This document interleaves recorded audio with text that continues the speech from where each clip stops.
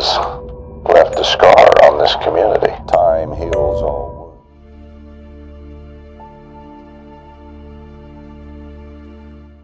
Hey guys, my name is Mike, and today we are going to take a look at another horrible case with you.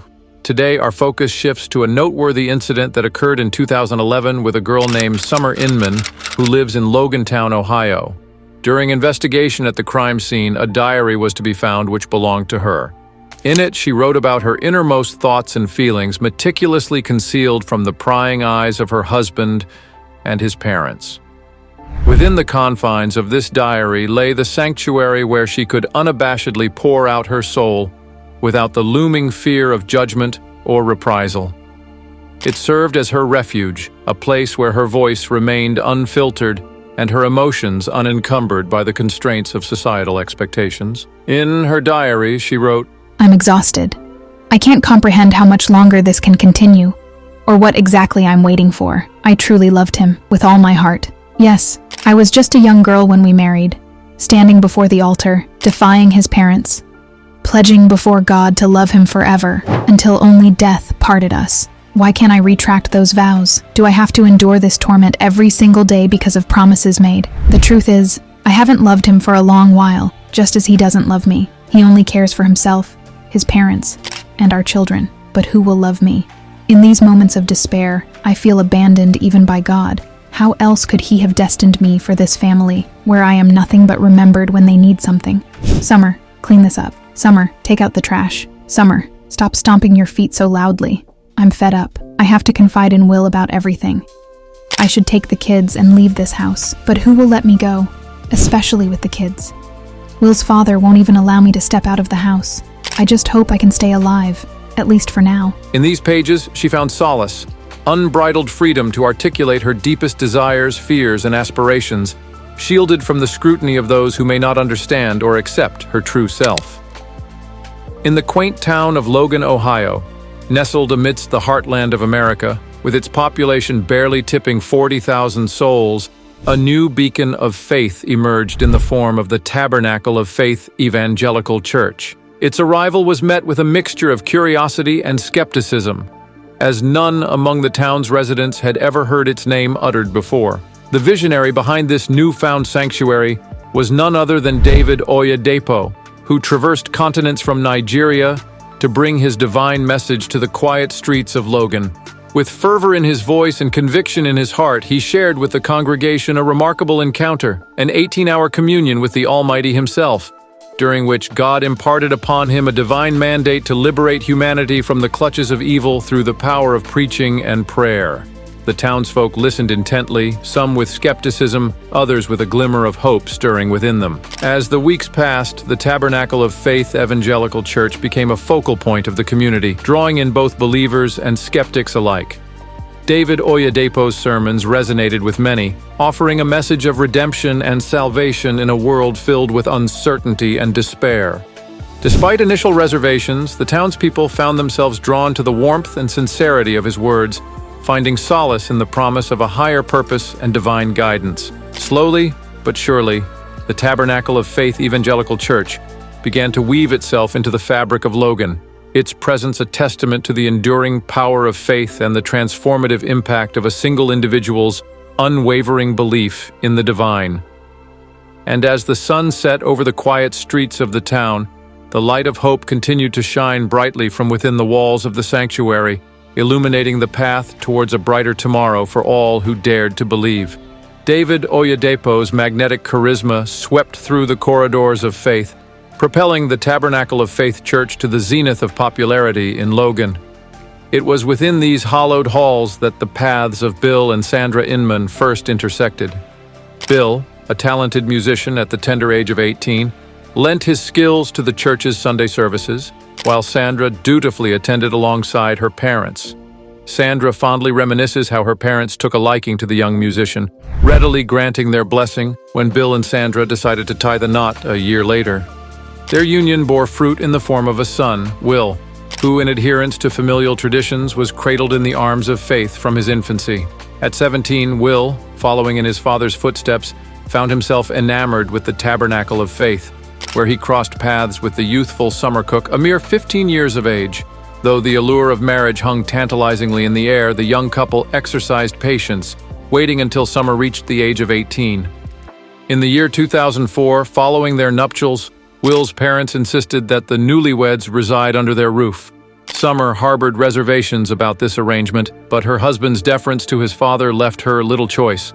Reluctantly, she bid farewell to her childhood home, embracing a new chapter within the walls of the Inman household. Little did they know, this pivotal decision marked yet another juncture in the unfolding saga of the Inman family's journey. Bill embarked on a transformative journey, carving his own path within the realm of faith. With unwavering determination, he transformed the family's erstwhile workshop into a sanctified space, boldly proclaiming it as his own church. From the private pages of Summer Inman's diary, a portrait of change emerges, a metamorphosis in Will's father that renders him almost unrecognizable. At a recent family dinner, he divulged a startling revelation. The divine whispers he purportedly hears in his dreams, a calling he feels compelled to share with the world for their spiritual edification. Yet, amidst the fervor, Will's apprehension looms palpably, a silent acknowledgement of his father's descent into religious fervor. Though he may silently express dissent through subtle gestures, his voice remains stifled by the weight of familial deference. To skeptics like Summer, Bill Inman's venture may appear fanciful, bordering on the edge of delusion. However, the local populace gravitated to his garage-turned-sanctuary in droves, drawn by the magnetism of his sermons, fervently praying, attentively absorbing his teachings, and even contributing donations to support his burgeoning congregation. Despite her reservations, Summer couldn't deny the genuine sense of community that blossomed within the walls of Bill's makeshift church. People from all walks of life found solace and inspiration in his words, their faith rekindled by his impassioned sermons. As the weeks turned into months, Bill's influence continued to grow, his once humble congregation swelling in size as word of his teaching spread throughout the town and beyond. Though Summer remained cautious, unable to fully reconcile her skepticism with the undeniable impact Bill was having on those around him, she couldn't help but admire the conviction with which he pursued his newfound calling. And as she watched from the sidelines, grappling with her own doubts and uncertainties, she couldn't shake the feeling that perhaps there was more to Bill's venture than met the eye, that amidst the fervor and fanaticism, there lay a kernel of truth waiting to be discovered. In the year 2005, Will and Summer welcomed their firstborn son, Alex, into the world. However, the joy of their new arrival was swiftly overshadowed by the stark realization of their dire financial straits. With the women of the household prohibited from seeking employment outside the home, their sole recourse was to tend to domestic duties, leaving a family of 4 adults and 1 infant, reliant solely on sporadic donations from congregants and Will's infrequent part-time jobs. Faced with mounting pressures, a family council convened, and Bill proposed a drastic solution, a relocation to Florida. In the Sunshine State, Will and Bill found employment in construction, while Sandra and Summer remained at home, nurturing baby Alex. Yet, from the private pages of Summer's diary, it becomes evident that the move failed to yield significant change. Days blurred into nights, with Will and his father vanishing into the world of labor, while Sandra and Summer remained tethered to the confines of home, consumed by the relentless demands of childcare.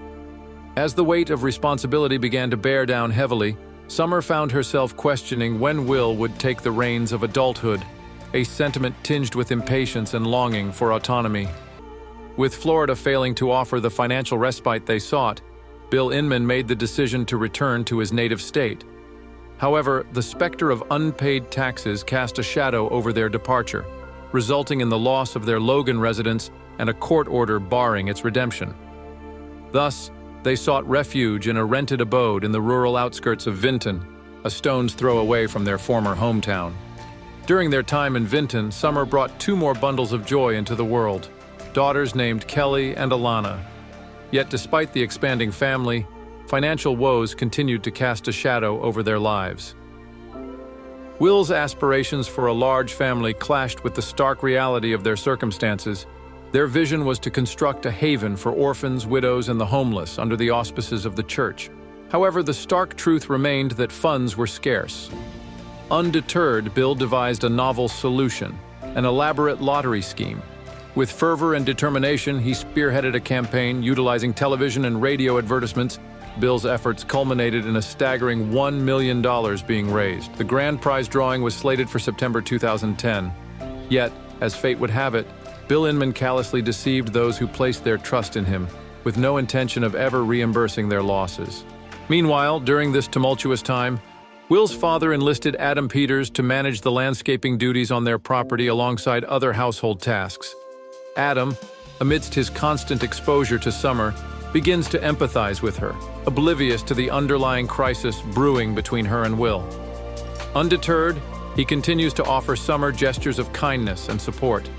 Eventually, Summer took the decisive step of filing for divorce, gathering her children and seeking refuge at her parents' home.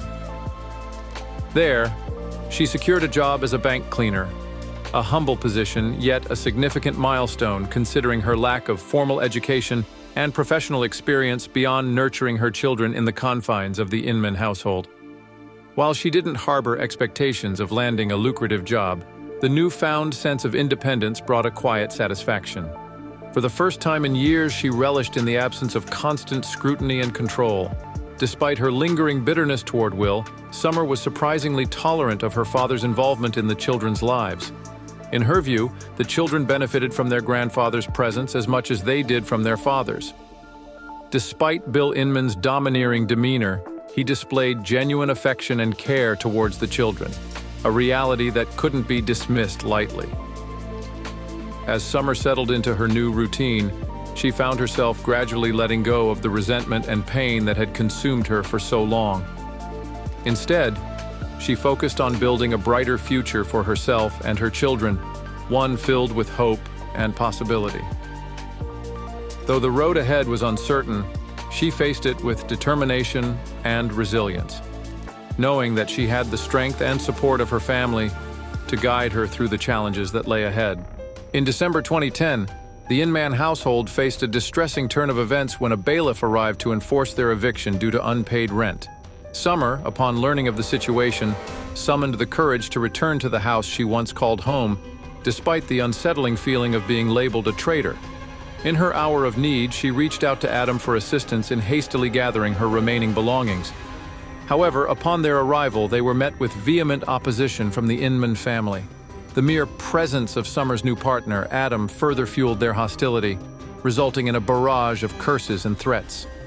The situation escalated to the point where even law enforcement intervention proved futile. Will's aggressive outburst towards a police officer only exacerbated the chaos. Shocked by the tumultuous scene unfolding before him, Adam's own emotions reached a boiling point, prompting him to issue a chilling declaration of retribution against Will. Amidst the chaos, Summer resolved to take legal action against her husband. In her report, she detailed the gradual transformation of Will from a loving partner to a controlling tyrant who dictated every aspect of her life, from communication to personal habits. She disclosed his disturbing intentions of seeking additional spouses and his brazen activities on dating platforms, where he shamelessly pursued other women. In her private reflections, Summer lamented her desire for divorce but admitted to a paralyzing fear fueled by Will's ominous threats of violence. Should she ever dare to leave him? The police gathered a statement from a deeply anxious Summer, who had carried the weight of her fears for numerous years. Returning to the Inman residence under questioning, she recounted how her husband, in an attempt to control her incessant communication with another man, confiscated her phone. He also monitored her dietary habits, purportedly out of concern for her well-being. However, these explanations failed to convince the authorities, who deemed them lacking in credibility. Although their suspicions were not substantiated, tragedy struck Summer's life thereafter. The weight of suspicion hung heavy over Peters, casting a shadow of doubt over his every action. Meanwhile, Summer grappled with the aftermath of the ordeal, her anxiety reaching new heights as she struggled to rebuild her life amidst the wreckage of broken trust and shattered illusions. Consequently, they barred him from any contact with his ex-wife and imposed a fine along with probation for his conduct. The Inman family couldn't overlook what they perceived as an affront to their son's well-being. In their response, they highlighted Adam Peters' unsettling preoccupation with Summers' children during his tenure at their home. They cautioned against any further interaction between Peters and children, fearing potential dire consequences. Close to midnight on March 22, 2011, Summer was wrapping up her tasks at the bank located in the heart of Logan. With the branch already closed for the night, she focused on tidying her workspace, dusting, and disposing of the accumulated trash. She quickly texted Adam, informing him of her imminent departure and reassured him of her return home shortly. The clock struck midnight, and Summer's tardiness, an unusual occurrence, sparked concern in Adam. He grew increasingly anxious about her whereabouts, fearing the unknown. Adam resolved to find Summer himself. Approaching the ward, he noticed the doors securely locked, with no lights emanating from the windows, indicating Summer's absence. Undeterred, he scoured the perimeter of the building, hoping to catch a glimpse of her. His search led him to the dumpsters, where he stumbled upon Summer's belongings strewn about, a disconcerting sight. Among them lay her purse, cell phone, and her unmistakable red jacket, discarded on the grass nearby. With no time to spare, Adam promptly contacted the authorities, alerting them to the concerning discovery. Responding swiftly, the police arrived on the scene, conducting a thorough examination of the belongings. Subsequently, they canvassed the bank, questioning the security guards who affirmed Summer's departure over an hour prior, with no subsequent sightings. Faced with the court's mandate to pay $150 per child, a total exceeding his modest monthly earnings of $500, Will sought a reduction, proposing a consolidated payment of $150 for all 3 children. Additionally, he had petitioned for full custody, only to have his pleas rebuffed by the court. Given Summer's seclusion from the outside world, her abrupt disappearance cast suspicion squarely upon the Inman family.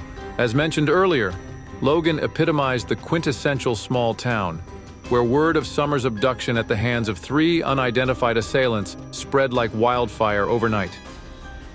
By daybreak, the community's proactive members had banded together, forming search parties determined to comb every nook and cranny in their quest to locate the missing woman.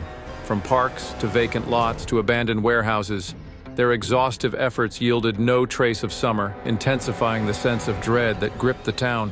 A mere week prior to her disappearance, Will Inman, Summer's ex-husband, had attempted to contest his child support obligations. In addition to their deep-seated animosity towards Adam, old grievances resurfaced within the Inman family, prompting them to shift blame onto him for the unfolding crisis. While the veracity of their car breakdown excuse remained unverifiable, a pivotal moment arose during police interrogation when law enforcement noticed a white Ford parked in their yard, mirroring the description provided by eyewitnesses of the kidnapping. At one point, there was a breakthrough when they found a GPS tracker on the vehicle. Authorities discovered them holed up in Will's mother's residence in a neighboring town. Asserting their innocence, all 3 vehemently denied any knowledge of Summer's vanishing act. They claimed to have been in Cleveland on the day of the abduction, embarking on a journey to find a new home.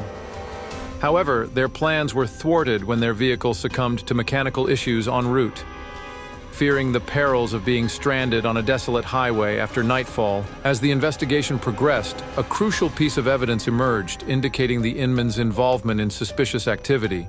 Witnesses reported spotting the white Ford at a local car wash at 7:30 a.m. on the morning of Summer's disappearance, where all 3 family members, Bill, Sandra, and Will, were observed meticulously cleaning the vehicle's interior.